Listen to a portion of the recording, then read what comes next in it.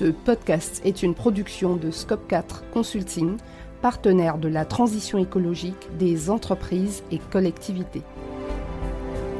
Bienvenue sur Vert Horizon, le podcast de la transition écologique. Je suis Myriam Bocam. Tous les mercredis matins dès 7h, je vous donne rendez-vous pour 30 minutes de clarification et de partage. Comprendre les enjeux écologiques, c'est déjà agir dans le bon sens. Vert Horizon, Myriam Bocam.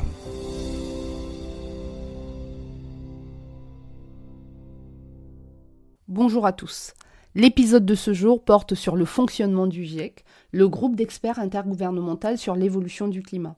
Derrière ce nom un peu barbare se cachent en fait 4 groupes de travail, chacun chargé d'une mission bien spécifique. Qui sont ces scientifiques ? Que font-ils exactement ? Et pourquoi leur rôle est si crucial dans la lutte contre le réchauffement climatique ? C'est ce que nous allons découvrir.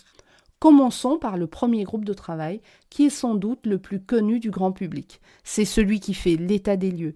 Il rassemble environ 300 scientifiques qui scrutent et analysent toutes les études sur les aspects purement scientifiques du climat.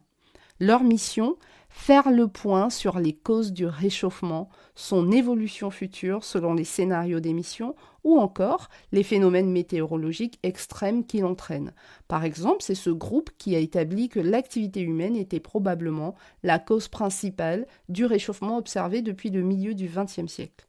Des affirmations lourdes de conséquences, mais étayées par des milliers de publications scientifiques. On peut retenir du groupe 1 qu'il est en charge du diagnostic, mais une fois le diagnostic établi, comment on s'adapte ? Le deuxième groupe de travail du GIEC se concentre, lui, sur les impacts déjà visibles ou les symptômes du réchauffement climatique et, fait essentiel, il s'intéresse aussi aux moyens de s'y adapter. Que se passe-t-il concrètement quand les températures grimpent ? Montée du niveau des océans, canicule, sécheresse, feux de forêt. Ces experts scrutent de près tous ces phénomènes, mais aussi les effets sur la production alimentaire, la biodiversité ou encore la santé humaine.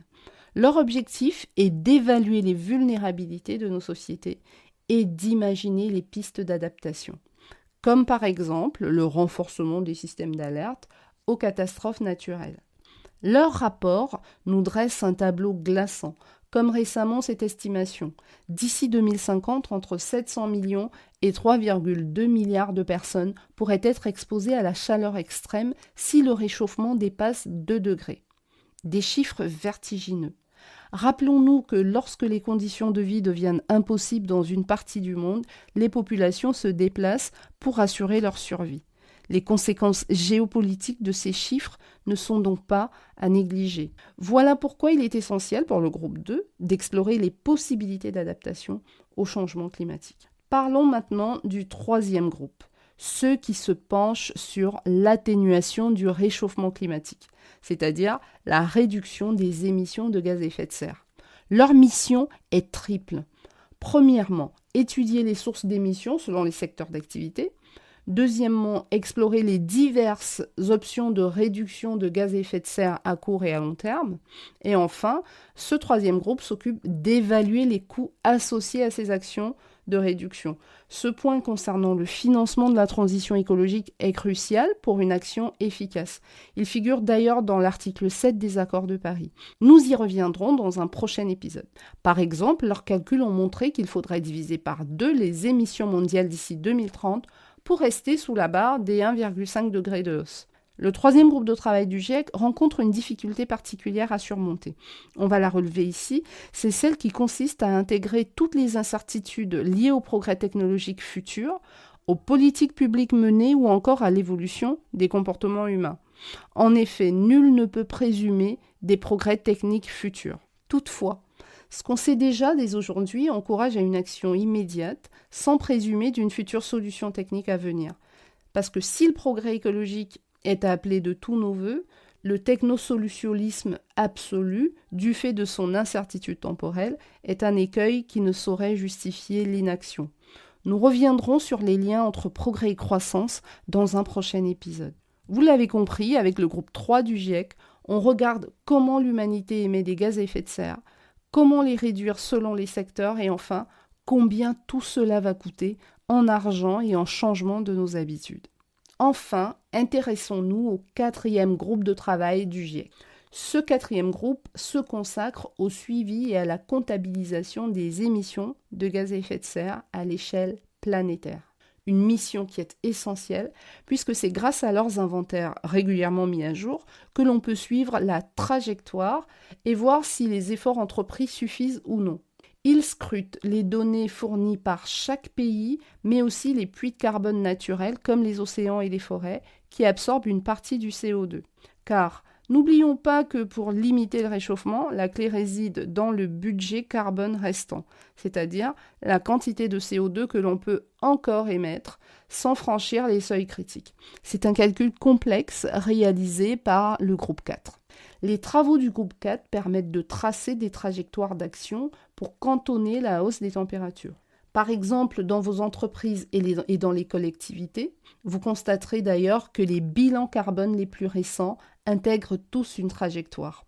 Or, qui dit trajectoire dit détermination d'une cible annuelle et pluriannuelle à viser pour que la vie reste possible dans des conditions acceptables et que l'activité de l'entreprise reste possible et idéalement profitable. En conclusion, vous avez désormais un aperçu complet du travail remarquable effectué par les 4 groupes du GIEC. Ensemble, ils nous dressent un état des lieux scientifique le plus exhaustif possible sur la crise climatique. Un consensus, fruit de l'expertise de milliers de scientifiques de par le monde et qui sert ensuite de référence aux décideurs politiques pour définir notamment leur plan d'action dans le cadre des COP annuelles, conférences des parties. Alors évidemment, l'influence réelle de ces rapports dépend de la volonté des États à les prendre en compte, mais ce processus de gouvernance climatique internationale, incarné par le GIEC, reste indispensable. C'est une instance garante d'une forme d'objectivité scientifique dans un monde où certains lobbies géoéconomiques tentent encore de semer le doute. Le GIEC joue un rôle clé pour continuer à entendre la voix de la raison au service de l'intérêt collectif. Notre épisode est à présent terminé. Nous répondons à toutes vos questions dans l'espace commentaire sous ce podcast ou par mail à verthorizon.podcast@gmail.com. Si cet épisode vous a plu, n'hésitez pas à lui donner 5 étoiles et à vous abonner gratuitement sur votre plateforme préférée.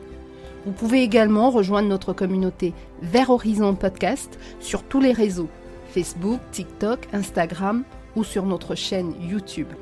Enfin, vous pouvez vous abonner à notre newsletter sur le site internet du podcast www.vers-horizon.net. Voilà pour aujourd'hui, on se retrouve mercredi prochain. D'ici là, prenez soin de vous et de votre environnement.